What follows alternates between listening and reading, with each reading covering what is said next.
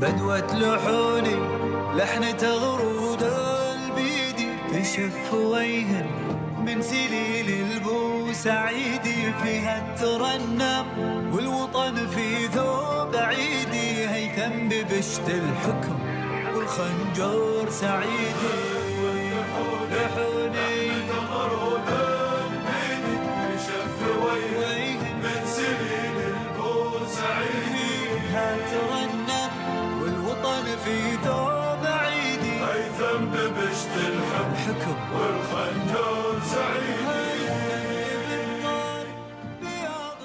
السلام عليكم ورحمة الله وبركاته، وأسعد الله أوقاتكم بكل الخير والمحبة والسرور.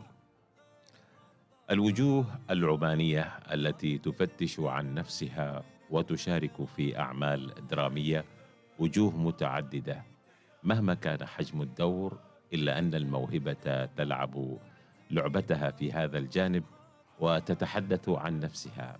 معنا أحد النماذج الجميلة في عالم الدراما، اليوتيوب أولاً، وكذلك المسرح، وكثير أيضاً من الأعمال التي أحب أن يكون له بصمة فيها ويشارك فيها لشغفه بعالم الفن. غانم بن خميس العمراني، أهلا وسهلا بك غانم، كيف الحال؟ أول شيء حياك الله، بارك الله فيك، يعطيك الصحة والعافية، وأشكركم على هذا اللقاء الطيب. الله يسلمك يا غانم، شوية تتقرب شوية إن شاء الله. الله يسلمك. يعني احنا سعيدين بالنماذج العمانية أينما كانت وأينما تحل، وانت اخترت مسار فني. ايش اللي خلاك تدخل هذا المسار الفني؟ مين اللي يعني دلك على طريق الفن؟ والله كان هذا موهبتي، كان أنا فكرت أدخل في المجال هذا التمثيل. كنت أول ما بديت سنة كم؟ تقريبا من 2017. 2017. نعم، حلو. دخلت معاهم في أعمال في اليوتيوب، مجموعة شباب اليوتيوب، سوينا أعمال معانا وصورنا عدة أفلام في اليوتيوب، اللي هو مسلسل اليتيم ومسلسل سور العويد. أول بدينا يعني في قناة فريج العويد نفس الشيء، عملنا مسرحية العلم والشعوذة، سميته فريج العويد بالاسم المنطقة يعني. بنفس المنطقة. أيوة. في ولاية العويد، مصنعة، ولاية المصنعة. أيوة. جميل. وبدينا البدايات شوي ونطلع يعني. بعدين دخلت مع شباب جزاهم الله خير في الأعمال التلفزيونية، أعمال مسلسل الدهاريز، وفي مسلسل السدرة وقلب الضرير، وفي مسلسل منا وفينا، وفي المليونير، وجزاهم الله خير وأشكرهم طاقم العمل اللي كان معاي ساعدوني جزاهم الله خير يعني. ما شاء الله، يعني لا بأس. الحصيلة اللي انت شاركت فيها في الأعمال التلفزيونية حصيلة كبيرة الحمد لله، لكن أنا أعمالي خفيفة معاهم، هم قصروا جزاهم الله خير معاي. نعم. الواجب يعني أدوار استثنائية هكذا، يعني خفيفة معاهم، مثل بأول بداية كومبارس معاهم. نعم، أيا كان الدور، كومبارس، عمل يعني بسيط، بس هو يضيف، ويعني الإنسان يشعر بأنه هو قام وأدى حاجة مهما كان حجم الدور. صح، هو لو كان تقول كومبارس، لكن أهم شيء أنت تظهر في الشاشة موجود. نعم. قدام الجمهور، وهذا فخر لوطني البلدي. بارك الله فيك، بارك الله فيك. يعني أحسنت. غانم، يعني تذكر أول دور مثلت فيه إيش كان؟ والله دور في مسلسل حكايات من أهل الدار، المخرج ناصر حمود البطاشي جزاه الله خير، ناصر البطاشي يعطيه الصحة والعافية، وسعيد الصوتي موجودين. نعم. الأستاذ عيسى جزاهم الله خير ما قصروا معاي. درت دور في الدور، أنا متزوج وعندي أولاد، لكن الأولاد عندهم شوية نوع من الجنون، أرسلهم إلى يشتروا سامان أو أشتري لهم يروحوا بضائع الدكان يطولوا. نعم. علي يعني أنت كنت دور الأب. دور الأب. نعم. والاولاد ما على مسارك ما يعني. على مسار كل حد يشتكي عليهم. جميل اقول لهم ان شاء الله اذا انت متاكد هذا اولادي ان شاء الله لكم مرضى يعني. نعم. انا بدو هذا فارس الام تبى تضربهم بخيزران. من كان دور الام هناك؟ هي كان امينه البلوشي. امينه عبد الرسول. لا امينه البلوشي من صنعاء. من المصنعة. كان هي في الدور يعني معانا، زوجتي كان في الدور. حلو. والله. يعني انت الان يعني اليوتيوب بالنسبه لك اول بدايه كانت صحيح؟ صحيح. فما بين اليوتيوب وما بين التلفزيون طبعا يعني غير، يختلف شويه الوضع. هو يختلف ما بين التلفزيون ما بين في اليوتيوب عادي. كيف كانت يعني ايام اليوتيوب، وكيف بعدين لما انتقلت للجانب التلفزيوني؟ والله من بديت في اعمال اليوتيوب طلعت من التلفزيون شويه، اشتغلت اكثر. نعم. مشاهده قدام الجمهور على بالضبط. الشاشه.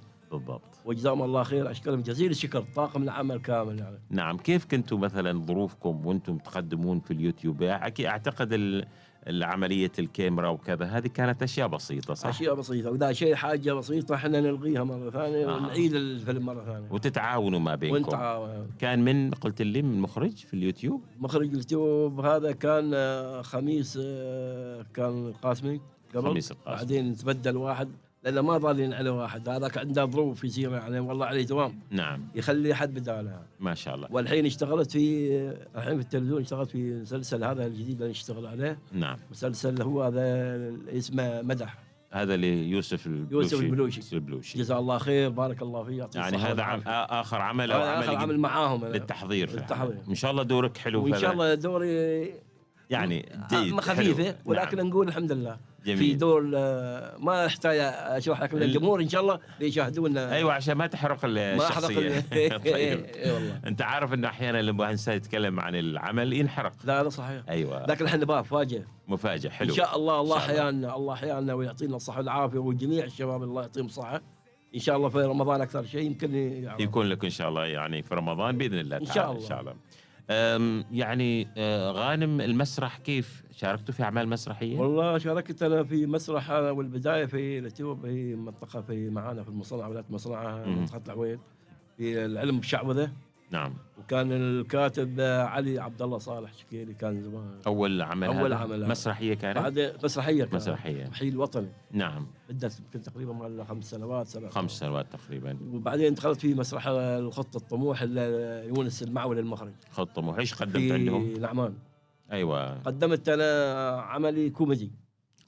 يعني عندي دوري انا شيخوخه، يعني اخوي والشيخ سالم. نعم. انا ادخل كذي، يعني عندي شيخوخه ما عندي مخ، يعني ادخل عليهم كذي. يعني الشيخ تقصد ان الشيخوخه معناته انك انت خلاص يعني خلاص فاقد السن يعني فاقد ذاكره او بمعنى اصح مثل ما يعرف بهذا المرض اللي هو خلاص زهايمر. نعم. ما قلت نعم. جميل. ايوه. بصراحه كيف كان الناس وايضا لما شافوا دورك في هذا العمل؟ والله صراحه شجعونا على الدور وضحك فيه، يعني حركه كوميديه. نعم. ضحكوا الشباب والجمهور ضحك يعني. نعم. ودخلنا بعدين رحنا عرضنا مسرحيه في نادي السويق الرياضي، كان زمان فتره طويله. نعم. مع نفس المخرج يونس المعولي. ما شاء الله. الطموح. ما شاء الله. عقب رحنا عرضنا في معرض الكتاب في المطار. ما شاء الله. كان جديد يوم اول ما فتح. نعم. وهذا شيء يدل عليه يونس المعولي، يعرف الشيء هذا. يونس المعولي يعني ما شاء الله أيضا إضافة جميلة أنك اشتغلت مع هذا المخرج، واشتغلت مع ناصر البطاشي، وقلت لي أيضا مع كثيرين من الشباب. أيوة. سعيد الصوطي، وكذلك الدكتور عيسى.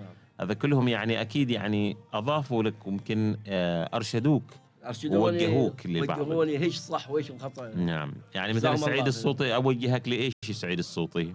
ايش اللي اضاف لك اياه؟ ما شاء الله كاتب جميل ويعني حرك ونشط.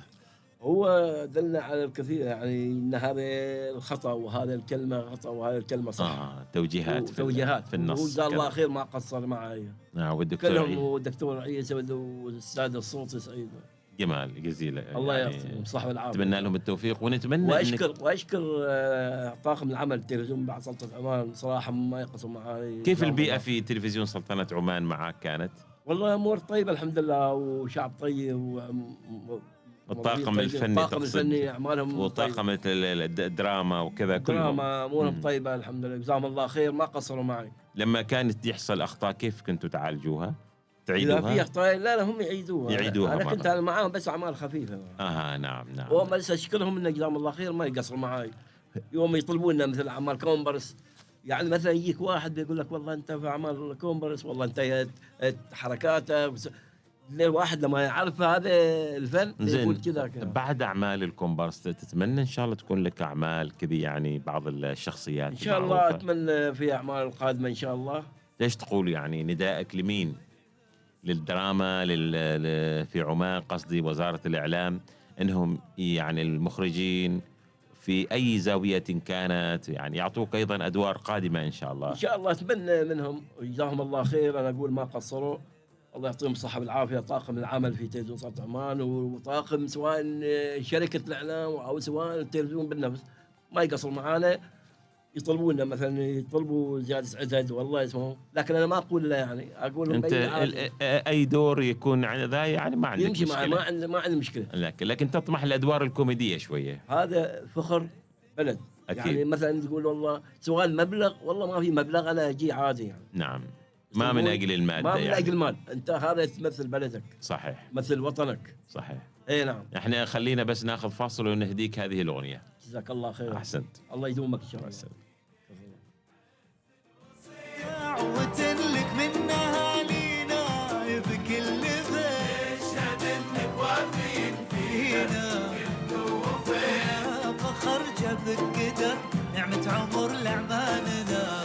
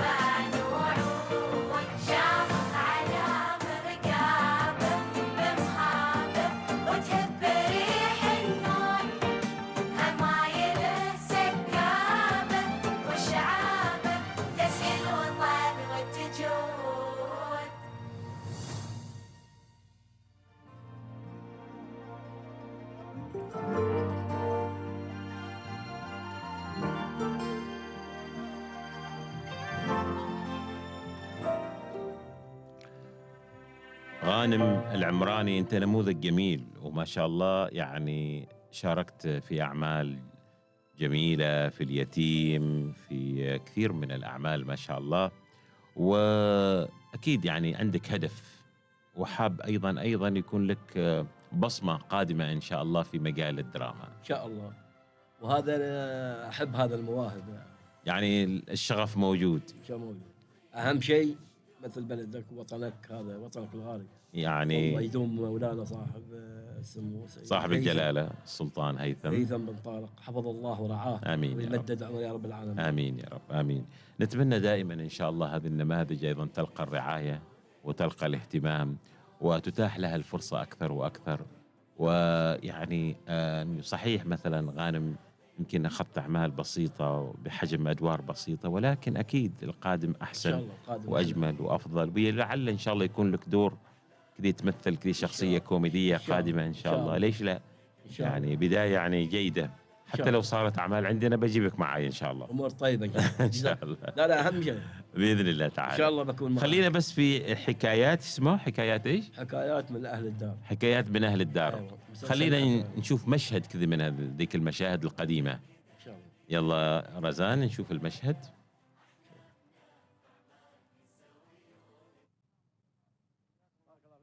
زي اليوم شفتك. الحمد لله. تفضل. حبيت استفسر عن جاسم وزكريا، كيف اسلوبهم معك في المدرسه؟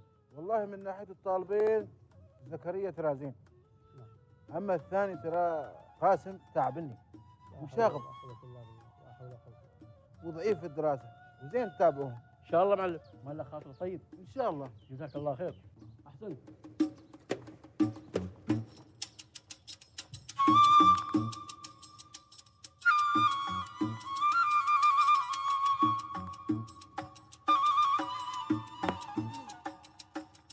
تراك ضايقتني اليوم، والله العظيم ما خليتني اذاكر. ذاكر يا العبقري. الحمد لله، لو انت تمسك لك كتاب وتذاكر احسن لك من هذا الهياسه. يا اخي ما يلك خص، ما عاجبنك ضرب راسك في القدام. اقول لك ترى هذا مستقبلك. ما لك دخل بمستقبلي يا اخي. ترى مستقبلك بيكون في زريبه الهوش. بنشوف من يكون زريبة الهوش، انا ولا انت. والله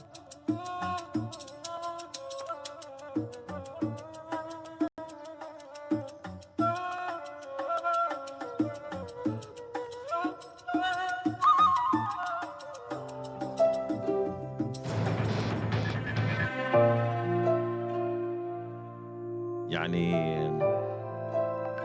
كنت انت الاب، يعني كنت انا العب. ابوه هذاك اللي ابوه هم لما وجعي له راسي هم الاثنين. نعم، لكن في واحد كانه مهتم بالدراسه. مهتم، لكن هاك الثاني عاد هو هو اللي منقرن بك مره. هو ما هو مقصر معك. ما مقصر. يعني كيف المشهد هذا كم خذ منك؟ ما عدته مره واحده على طول؟ لا بس هو هذاك مره واحده. مره واحده. هذه مشاهدك يعني يعني. اكثر شيء اتابعه على طريق اليوتيوب. اليوتيوب اللي مع والشباب لما بعد التواصل الاجتماعي يشاهدون.